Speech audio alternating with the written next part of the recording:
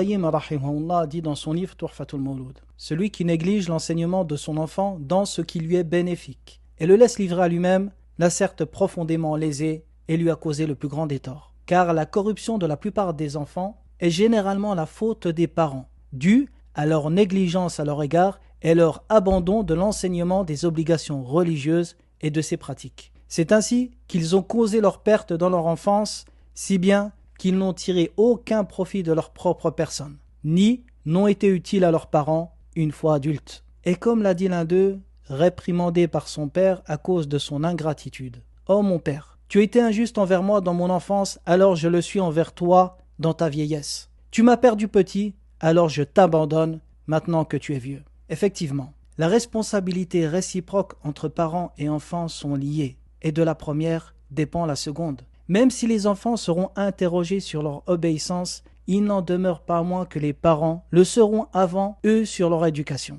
Et l'obéissance est bien souvent le fruit de cette éducation. Ibn al-Qayyim dit à ce sujet, et certains savants ont dit, qu'Allah Ta'ala interrogera le père au sujet de son enfant le jour de la résurrection avant d'interroger l'enfant au sujet de son père. Car de même que le père a un droit sur son fils, le fils également a un droit sur son père.